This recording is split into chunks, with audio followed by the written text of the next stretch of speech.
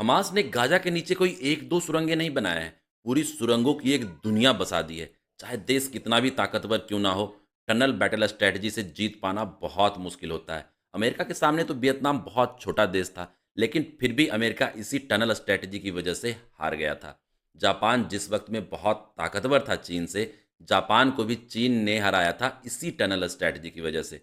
Gaza के अंदर सुरंगें सतह के 100 फीट तक नीचे हैं, कहीं-कहीं पे इससे भी इन ज़्यादा। टनल्स की एंट्री घरों, मस्जिदों, स्कूलों और अपार्टमेंट जैसे बिल्डिंग्स में ओपन होता है, ताकि आतंकवादी टनल से निकलकर डायरेक्टली सिविलियंस में घुल मिल जाएं।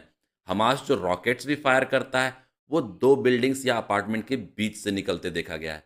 क्या स्ट्रैटेजी है! रॉकेट्स फायर करो सिविलियंस के बीच से, ताकि इज़राइल को अगर रिटेलिएट भी करना है, तो सामने बस सिविलियंस मिलेंगे। आतंकवादी तो रॉकेट फायर करके सिविलियन बिल्डिंग्स के थ्रू टनल्स में घुस जाते हैं।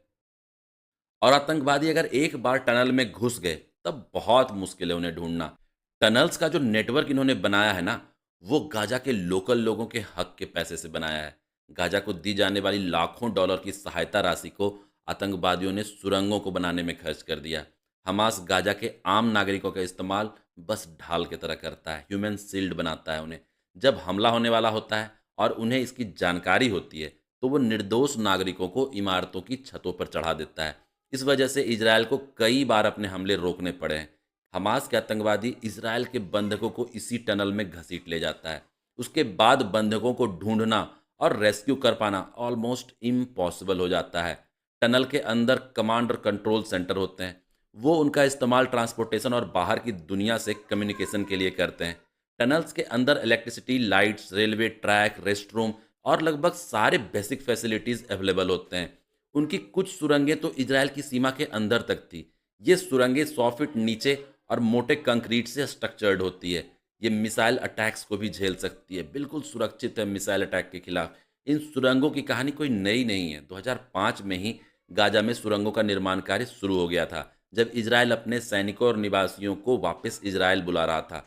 लेकिन 2 साल बाद जब हमास ने इस एरिया पे कब्जा कर लिया, तो हमास और बड़े पैमाने पे इन टनल्स को बनाना शुरू कर दिया, जिसके कारण इजराइल और मिस्र को सुरक्षा कारणों से माल और लोगों के आने जाने में प्रतिबंध लगाना पड़ा था। हमास मिस्र की सीमा के नीचे लगभग 2500 सुरंगों का इस्तेमाल हथियारों और फ्यूल की तस्करी के लिए करता था। हमास का ये तस्करी वाला धंधा तो धीरे धीरे खत्म हो गया। बाद में मिस्र ने इन सुरंगों में पानी भरकर इन सुरंगों को खत्म कर दिया था। हमास को फिर अलग अलग देशों से फंडिंग आनी शुरू हो गई। फिर हमास इजराइल के खिलाफ नए सुरंगों को बनाकर उन्हें इस्तेमाल करना शुरू कर दिया। इजराइल की इतनी एडवांस इंटेलिजेंस एजेंसी ये कंफर्म तो छोड़ो, अंदाजा भी नहीं लगा पाई थी कि ये सुरंगों का नेटवर्क कितना बड़ा हो सकता है। इजराइल गाजा के नीचे बने इन सुरंगों के नेटवर्क को हमास मेट्रो कहते हैं। हमास इन्हीं सुरंगों में अपने रॉकेट और दूसरे हथियार जमा करता है। इन टनल्स के अंदर सेना के bunker, Hamas command centre, living area और बहुत सारे बेसिक फैसिलिटीज़ अवेलेबल होते हैं। टनल्स के नेटवर्क को बनाने में अरबों डॉलर का खर्च आता है, क्योंकि आधा किलोमीटर ही लंबी सुरंग बनाने का खर्च लगभग 5 लाख डॉलर है। इसराइल ने जितना अंदाजा लगाया था, उससे कहीं ज़्यादा, कई 100 किलोमीटर ज़्यादा का नेटवर्क है इन सुरंगों का। ये नेटवर्क इतना बड़ा है कि हमास अपने लड़ाकों को एक हैंडबुक के जरिए डायरेक्शंस, टनल नेटवर्क, टनल में सर्वाइव कैसे करना है, इनकी ट्रेनिंग देता है। हमास के हैंडबुक में बताया गया है कि भूमिगत सुरंगों के भीतर कैसे काम करना होता है। हैंडबुक में ये भी बताया गया है कि सुरंग के अंदर अंधेरे में चलते समय इंफ्रारेड नाइट विजन चश्मे का इस्तेमाल कैसे करना है। लड़ाकों को टनल्स के नेटवर्क के भीतर हथियार चलाने, टनल वारफेयर स्ट्रेटजी, कैसे बाहर जाकर अटैक कर कर वापस आने तक के प्रोसेस और भी बहुत कुछ इस हैंडबुक के जरिए सिखाया जाता है। ये टनल्स गाजा के नागरिकों के लिए नहीं है, ये केवल हमास के आतंकवादियों के लिए है। टनल्स के अंदर इजराइल के खिलाफ आगे की योजना बनाना, आतंकवादियों को इजराइल कैसे भेजना है, इन सारी चीज़ों की प्लानिंग होती है।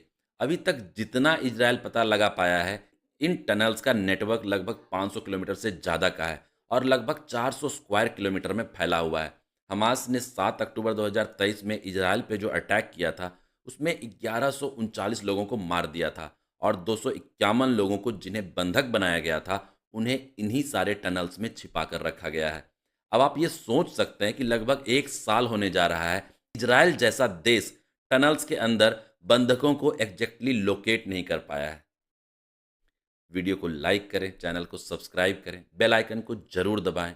आपका इतना सपोर्ट हमें और अच्छे कंटेंट लाने के लिए प्रेरित करेगा। धन्यवाद।